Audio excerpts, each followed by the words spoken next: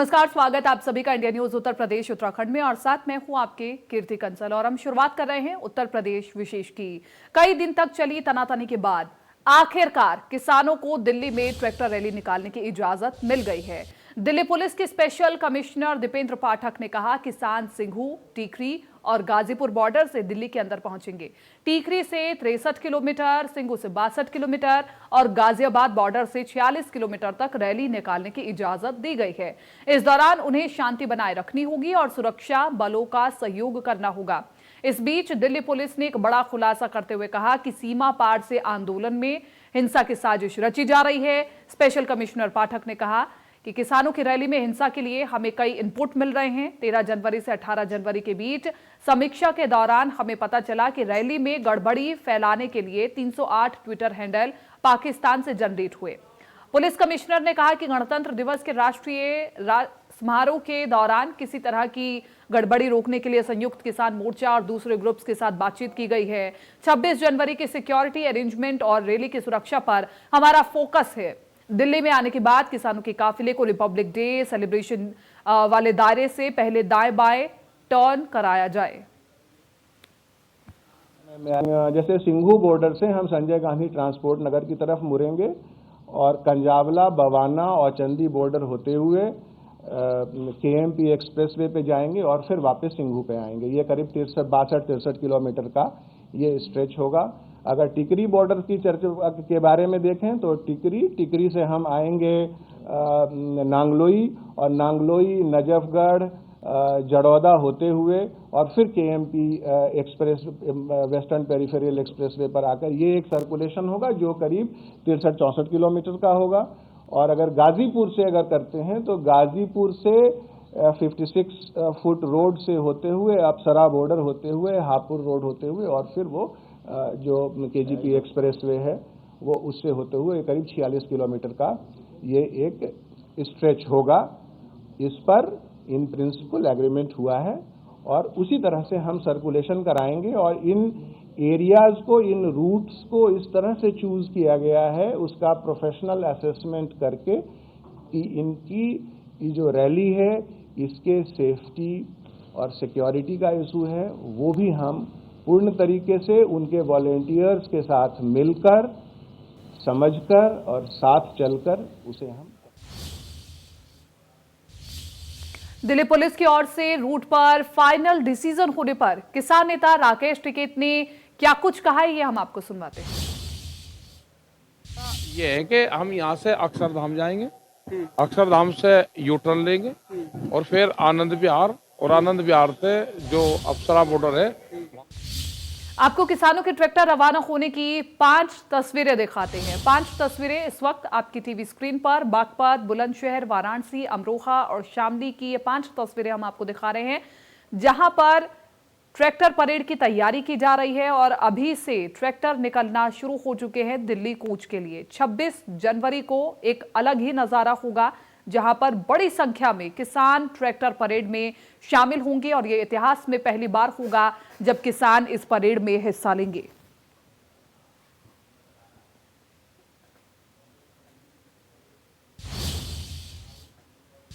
गाजियाबाद के गाजीपुर बॉर्डर पर पिछले 2 महीने में किस तरह से बदल गया है इस तस्वीर को देख करके अब आप समझ जाएंगे और ऐसा लगता है कि मानो कोई कुंभ का मेला लगा हो। सुरक्षा व्यवस्था भी कई गुना बढ़ा दी गई है। 26 जनवरी के मद्देनजर गाजीपुर बॉर्डर पर सुरक्षा व्यवस्था कड़ी कर दी गई है। इंडिया न्यूज संवाददाता जतिन गोस्वामी ने मौके का जायजा लिया है, देखिए। पिछले करीब 2 महीने में देश की राजधानी और उससे सटे राज्यों की सीमाओं पर कितना सूरत हाल बदला वो आप इस तस्वीर को देखकर अंदाजा लगा सकते हैं। ये तस्वीर दिल्ली और यूपी की सीमा गाजीपुर बॉर्डर की है। आप देखिए कितना ज्यादा बड़ा हुजूम यहाँ पर किसानों का उमड़ा हुआ है। जहां तक नजर जाएगी आपको लगेगा कि शायद एक मेला लगा हुआ है और इस मेले में बीच में ट्रैक्टर लगातार आपको नजर आएंगे और आप समझ जाएंगे कि ये आंदोलन अब कितना बड़ा रूप ले चुका है। 2 महीने का वक्त बीतने के बाद ये तस्वीर आपको दिखाना इसलिए जरूरी है कि हम आपको दिखाना चाहते हैं कि किसान आंदोलन ने कितना व्यापक अब रूप ले लिया है। और इसके साथ साथ क्योंकि 26 जनवरी नजदीक है और उसको लेकर चिंता काफी ज्यादा है, तो सुरक्षा के भी जाहिर तौर पर कड़े इंतजाम आप यहां पर देख पाएंगे। आप देखिए यहां से मैं अगर दूसरी तरफ की वो तस्वीर, जो बैरिकेड आपको यहां से नजर आ रहे हैं वो गाजीपुर बॉर्डर के हैं, और ना सिर्फ यहां पर स्थानीय पुलिस है बल्कि दूसरी सुरक्षा एजेंसियों के जवान भी यहां पर मौजूद हैं। हालांकि दिल्ली पुलिस की तरफ से जरूर ये कह दिया गया है कि किसान लिखित में इस बात को दे दें कि उनका रूट क्या होने वाला है, और किसानों ने कहा है कि जो पूरा ट्रैक्टर मार्च है, परेड है, वो शांतिपूर्वक रहेगी। लेकिन उसके बावजूद क्योंकि गणतंत्र दिवस की सुरक्षा भी बेहद जरूरी है, तो उस लिहाज से जो बैरिकेड्स हैं उनकी संख्या में इजाफा किया गया है। अभी जो आप नीचे की तस्वीरें देख रहे थे वो नेशनल हाईवे 9 के ऊपर से देख रहे थे, ये देखिए ऊपर क्या है,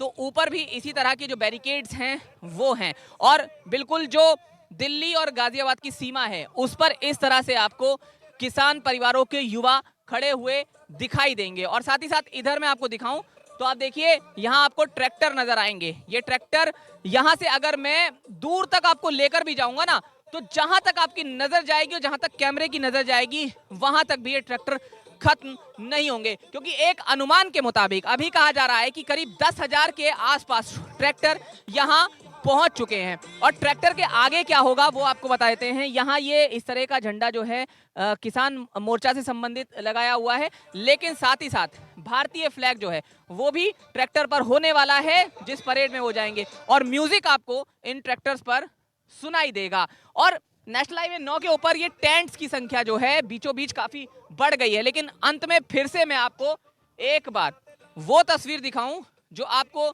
ये दिखा देगी कि ये जो आंदोलन है और किस तरह से 2 महीने में जो बदलाव आया है, जो हुजूम यहाँ पर उमड़ा है, आप समझ जाएंगे उसे देखकर कि किस तरह का हाल है। अब देखिए नीचे की तरफ देखिए, यहाँ नीचे वो जो आपको वहां नजर आ रहे हैं वो राकेश टिकैत हैं, और वो देखिए उनके नेतृत्व में ये पूरा जो आंदोलन है वो यहाँ चल रहा है। और धीरे धीरे हम पैन करके आपको तस्वीरें दिखाने की कोशिश करें, तो धीरे धीरे मैं चाहूंगा कि कैमरा दूर तक जाए, और ताकि आप समझें इस बात को कि किस तरह का सूरत हाल जो है वो बॉर्डर्स पर है। हालांकि किसान क्या सोचते हैं वो जरूर उनके युवाओं से हम यहाँ बात करने की कोशिश करेंगे।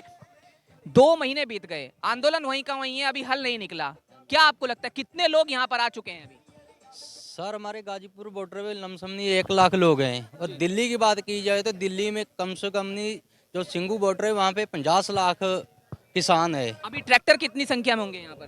ट्रैक्टर सर आल दिल्ली में अगर जाने तो कम से कम नहीं 3 से 4 लाख तक ट्रैक्टर हैं, और गाजीपुर बॉर्डर पे 1 लाख ट्रैक्टर है, और 500 ट्रैक्टर का काफिला और आ रहा है इस टाइम।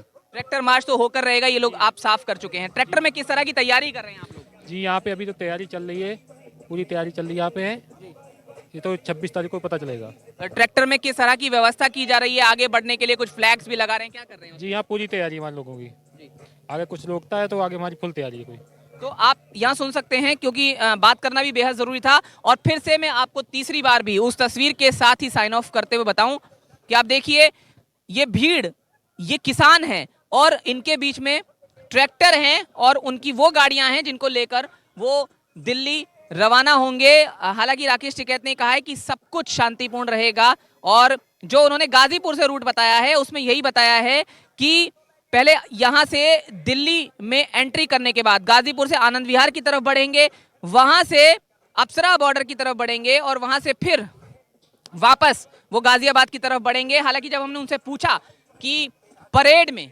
जो 26 जनवरी की परेड होती है उसमें खुशहाल किसान की एक तस्वीर झांकी के रूप में दिखाई जाती है, तो राकेश टिकैत का उस पर कहना है कि इस समय जो किसान की तस्वीर है भारत में वो बदहाल किसान की है, और उसी बदहाल किसान की तस्वीर को बदलने के लिए वो गणतंत्र दिवस पर दिल्ली जाना चाहते हैं। तमाम किसान दिल्ली जाना चाहते हैं और उम्मीद यही करते हैं कि जल्द से जल्द उनकी मांगे मानी जाएंगी और फिर किसान खुशहाल होगा। जो वो चाहता है कि उसकी मांगे पूरी हों, उसके बाद ही वो खुशहाल हो पाएगा, ऐसा किसान नेताओं का कहना है। गाजियाबाद से जतिन गोस्वामी, इंडिया न्यूज। इधर उन्नाव से सांसद साक्षी महाराज इन दिनों अपने बयानों को लेकर के खूब सुर्खियां बटोर रहे हैं। एक कार्यक्रम में पहुंचे साक्षी महाराज ने अपने बयानों से हैदराबाद से राजधानी लखनऊ तक और वैक्सीन से लेकर नेताजी सुभाष चंद्र बोस तक पर बयानों की झड़ी लगा दी। इस रिपोर्ट में देखिए। उन्नाव से सांसद साक्षी महाराज की पहचान अब उनके उल जुलूल बयानों के लिए होती जा रही है। जब सांसद के बयानों पर हलचल मचती है तो उनका साफ कहना होता है, ये मेरे निजी बयान थे। सदर विधायक पंकज गुप्ता के कार्यक्रम में पहुंचे सांसद ने जब मंच संभाला तो ओवैसी के लिए ऐसे शब्द कह डाले कि मंच तालियों से गूंज उठी। वो एक हैदराबाद का सूरज ओवैसी, सुना उसका? खून की नदियां बह जाएंगी, अयोध्या में कौन मंदिर बनाएगा? वो खून की नदियां बहा रहा था, कहीं ये कतरा भी गिरा गया? मैं माननीय सुप्रीम कोर्ट का, माननीय अमित शाह जी का और माननीय मोदी जी का धन्यवाद करूंगा। एक बूंद गिरी कहीं क्या? मैं हिंदुस्तान के हिंदू मुसलमान दोनों का अभिनंदन करूंगा। सांसद से जब उनके दिए गए बयान पर सवाल किया गया तो अपने बयान पर अड़े रहे। उन्होंने कहा कि ऐसे व्यक्ति के लिए उनके शब्दकोश में इससे अच्छा शब्द कोई नहीं हो सकता। कभी राष्ट्र की बात नहीं करता, संविधान की शपथ लेने के बाद जो जहर उगलता रहता है और केवल किस तरह से देश टूटे वो दूसरा अली मोहम्मद जिन्ना बनने का प्रयास करता रहता है, तो ऐसे व्यक्ति के लिए शब्दकोश में इससे बढ़िया कोई दूसरा शब्द हो नहीं सकता। सांसद महोदय का एक और बयान अब सुर्खियों में आ गया है, जब उन्होंने नेताजी सुभाष चंद्र बोस की हत्या का सीधा सीधा आरोप कांग्रेस पर लगा दिया। क्या कुछ कहा साक्षी महाराज ने, आप भी सुन लीजिए। ने ही सुभाष चंद्र बोस को समय से पहले मौत के गाल में दे दिया था। मेरा आरोप है कांग्रेस ने ही सुभाष चंद्र बोस की हत्या कराई थी। उनकी लोकप्रियता के आगे पंडित नेहरू तो कहीं ठहरते ही नहीं थे, महात्मा गांधी जी भी नहीं ठहरते। वहीं जब साक्षी महाराज के इस बयान को लेकर उनसे सवाल किया गया तो भरी सभा में सांसद महोदय अटक गए और उसके बाद महाराज जी ने अपना ज्ञान देना फिर से शुरू कर दिया। कह दिया, ये मेरा निजी बयान है, मैं कयास लगा रहा था। श्यामा प्रसाद मुखर्जी की मौत हो या लाल बहादुर शास्त्री की मौत हो या फिर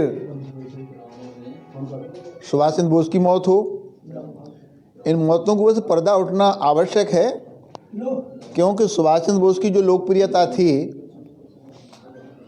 उसके आगे पंडित जवाहरलाल नेहरू कहीं भी नहीं टिकते थे।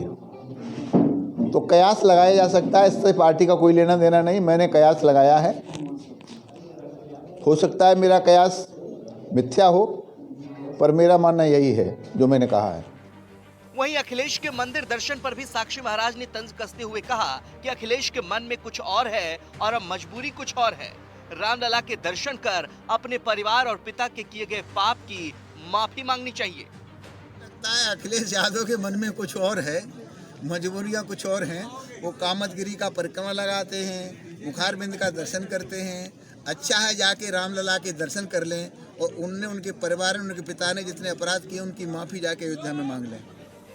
बहरहाल नेताओं के आरोप प्रत्यारोप का दौर चुनाव के वक्त बढ़ ही जाता है, लेकिन साक्षी महाराज के बयान तो सदाबहार हैं। हमेशा अपने बयानों से चर्चा में रहने वाले महाराज जी का ज्ञान उनके लिए सर्वोपरि है। उन्नाव से गौरव शर्मा की report, India news, Uttar Pradesh, Uttarakhand.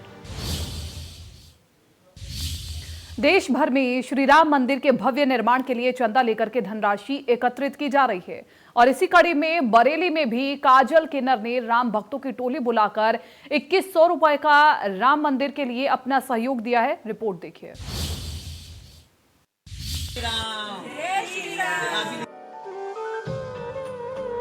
Bareilly के किन्नर समाज की काजल ने अयोध्या में बनने वाले श्री राम के भव्य मंदिर के लिए 2100 रुपए की धनराशि दी है। इस राशि को काजल ने विश्व हिंदू परिषद और संघ से जुड़ी संस्था को सौंपा। काजल किन्नर का कहना था, अयोध्या में बनने वाले भगवान श्री राम के मंदिर के लिए धनराशि देकर अपने आप को धन्य मान रही हैं। उन्होंने अपनी खुशी को व्यक्त करते हुए कहा कि प्रभु श्री राम का अनूठा और भव्य मंदिर अयोध्या में बने, ऐसी हम सब लोगों की मनोकामना है। बन रहा था, सबको मालूम था, मेरे किसी का रिलेशन में नहीं था कि दान कहाँ जाएगा, किस तरीके से जाएगा। मीनाक्षी जी से कांटेक्ट हुए, तुलसी जी से कांटेक्ट हुए, मेरे ये लोग जुड़ हुए राम जी से। मैंने इनको कॉल किया, जिन लोग दान में जब जुड़े हुए थे मैं भी जुड़ गई इनसे। जितना भी बन पड़ा है मैंने इनको दान दिया है। रसीद स्लिप कटवाई है राम मंदिर के लिए। मुझे बिल्कुल मालूम नहीं था कौन रसीद काटेगी, कहाँ कटेगी, कहाँ नहीं कटेगी, इसलिए मीनाक्षी से मुलाकात हुई, फिर इनसे मुलाकात हुई, फिर मैडम से मुलाकात हुई। आपको कैसा लग रहा आज बहुत अच्छा लग रहा है मेरे को, बहुत खुशी हुई है। आज मैडम जी आएंगे, मैंने इनको बुलाया गया है, इनको मैडम को बुलाया गया, इसमें रिलेशन में थे, इनको बुला के फ़ोन करके मैंने इनको दान किया। मैडम ने किया तो मैंने भी किया। इन दिनों अयोध्या में बनने वाले श्री राम मंदिर के लिए देश भर में चंदे के रूप में राशि एकत्रित की जा रही है। इस मौके पर राम मंदिर निर्माण से जुड़ी हुई स्थानीय संस्था की डॉक्टर मीनाक्षी सक्सेना और उनकी टीम काजल किन्नर के घर पहुंचकर उनसे राम मंदिर निर्माण के लिए 2100 रुपए धनराशि का सहयोग लेने पहुंची और उन्हें मिठाई भी खिलाई। उन्होंने मुझसे कहा कि हमारे पास अभी तक कोई कांटेक्ट नहीं हुआ है कि राम मंदिर कहाँ बन रहा है, कैसा है, उनको कुछ नहीं पता था, बस वो दान देना चाहती थी, उन्होंने अखबार में पढ़ा था। तो हमने उनसे कहा कि आप क्या करना चाहते हैं, बोले हम भी 2100 रुपये का दान आपको राम मंदिर के लिए देना चाहते हैं। हमने कहा हमें तो सुनकर आपकी बात बहुत खुशी हुई। तो हमारे सामने भी ये मामला पहली बार आया है कि किसी किन्नर समाज ने आगे जाकर मुख्य धारा से जुड़कर हमें राम मंदिर के में जो है योगदान देने के लिए हमें बुलाया। तो जब इनकी सूचना हमें मिली तो हम लोग यहाँ आए और इन्होंने बहुत खुशी से हम लोगों के लिए जो निधि दी है, 2100 रुपये की निधि हम लोगों को दी और बहुत अच्छे मन से कि मुझे राम मंदिर में हम लोगों का भी एक ईंट लगेगी, हम लोगों का भी नाम होगा। बहुत अच्छा लगा इन लोगों की भावना देखकर। किन्नर समाज लगातार समाज के अंदर अपनी भागीदारी निभाता है, चाहे वो चुनाव का मुद्दा हो, चाहे सरकार की योजनाओं को आगे ले जाने का काम हो। अब किन्नर समाज अयोध्या में बन रहे राम मंदिर के लिए भी बढ़ चढ़कर आगे आने का काम कर रहा है। तो बरेली जिले में भी भव्य श्री राम मंदिर के निर्माण के लिए चंदा इकट्ठा किया जा रहा है। बरेली से आशीष गुप्ता की report, India news. Shri Ram जन्मभूमि निधि समर्पण अभियान के तहत नगर में शोभा यात्रा निकाली गई। शोभा यात्रा का महाराणा प्रताप प्रांगण से इसका शुभारंभ किया गया। इस दौरान विशाल शोभा यात्रा निकाली गई जिसमें गजराज सबसे आगे, उसके बाद भगवान राम की झांकी, फिर पीछे पीछे बीजेपी संगठन की नारी शक्ति गेरुआ वस्त्र धारण किए और हाथों में तलवार लिए इस शोभा यात्रा में भवन राम की जय घोष करते हुए नजर आई। राम जन्मभूमि को लेकर के भव्य भगवान राम की मंदिर बनने को लेकर के आज यहाँ पे गोरखपुर से एक भव्य शोभा यात्रा निकल रही है जो कि नारी शक्ति द्वारा निकाली जा रही है। ये वो तस्वीरें हैं जो आप देख सकते हैं कि गेरुआ रंग में ये जो नारी शक्ति है वो नजर आ रही है। कोई रानी लक्ष्मीबाई बना है, तो कोई भगवान राम बना है, तो कोई लक्ष्मण बना है, तो कोई माँ सीता बना है। पूरी तरीके से ये झांकी लोगों के लिए प्रेरणादायक है। आगे गजराज की पूजा होने के बाद आगे गजराज, पीछे हनुमान और ये देखिए वन गमन के दौरान भगवान राम और लक्ष्मण और सीता माता, ये पूरी जो झांकी है वो पूरे महानगर से होते हुए निकलेगी और एक संदेश देने का काम करेगी कि जिस तरीके से नारी शक्तियों ने आज भगवान राम के मंदिर को लेकर के, धन संग्रह को लेकर के एक रैली, एक भव्य शोभा यात्रा निकाली है और इस शोभा यात्रा में निकालने के दौरान लोगों को एक संदेश देने का भी काम किया है। ये महिलाएं हैं जो आज नारी शक्ति बनी हुई हैं।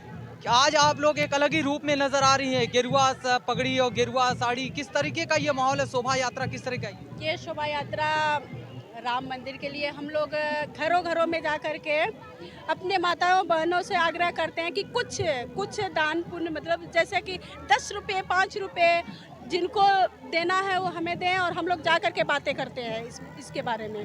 अब भव्य मंदिर का निर्माण हो रहा है, हम बहनें बहुत खुश हैं और ये काम करने में बहुत मजा भी आ रहा है। धन्यवाद। आ रहा है गेरुआ वस्त्र में आप लोग नजर आ रही हैं, सर पे गेरुआ पगड़ी। किस तरह का माहौल इस शोभा यात्रा में नजर आ रहा है?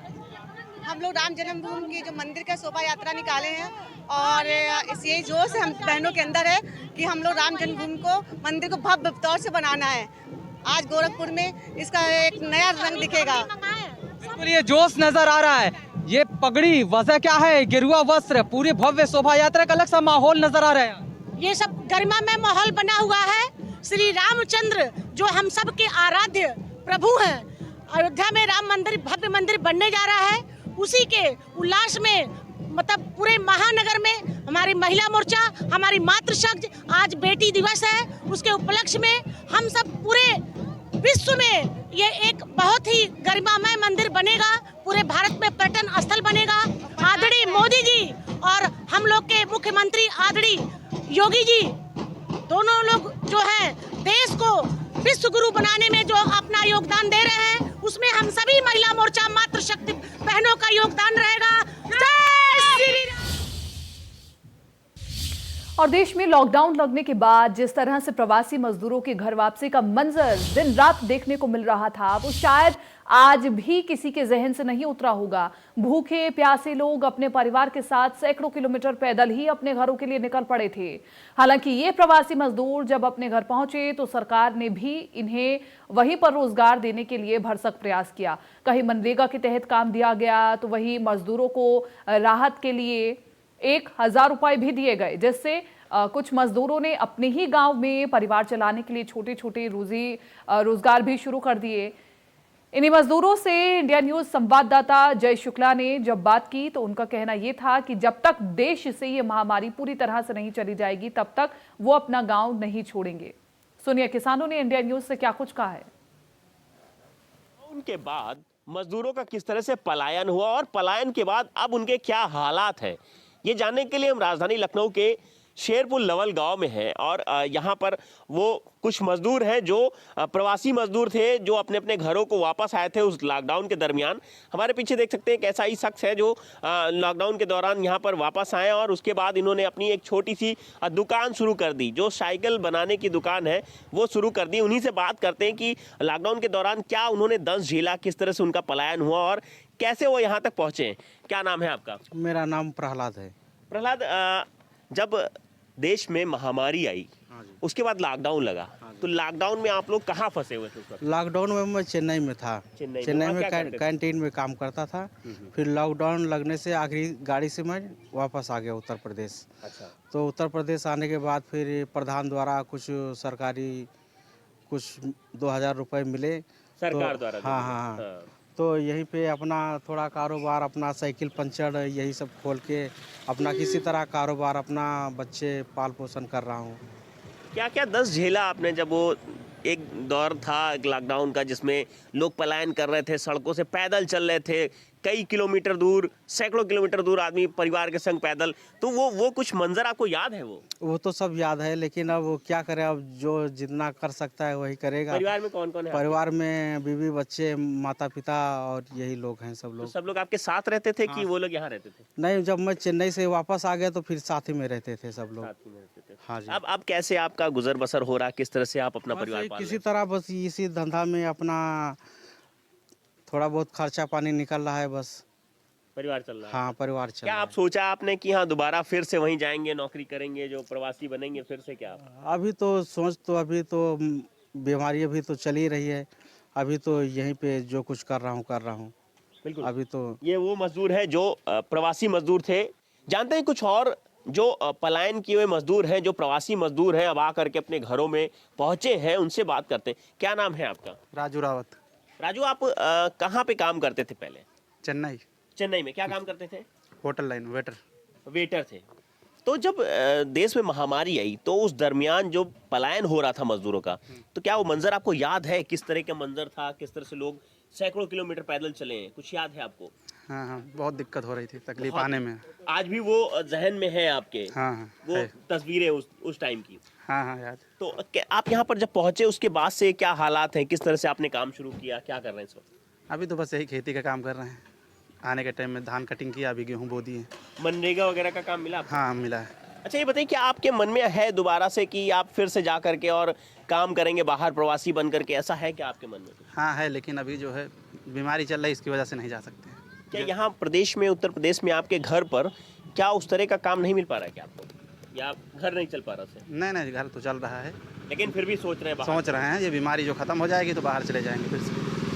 बिल्कुल, आपने देखा ये वो प्रवासी मजदूर थे जिन्होंने उस लॉकडाउन के दौरान का सारा दंश झेला, किस तरह से पलायन हुआ मजदूरों का, और उसके बाद वो अपने गृह जनपद पहुंचे। और आज हालात ये है कि मजदूरों के जहन से आज भी वो तस्वीर नहीं उतर पाई है जो उन्होंने उस वक्त लॉकडाउन के समय में जो दंश झेला, सैकड़ों किलोमीटर लोग पैदल चले, भूखों रहे, उसके बाद अपने घर पहुंचे हैं।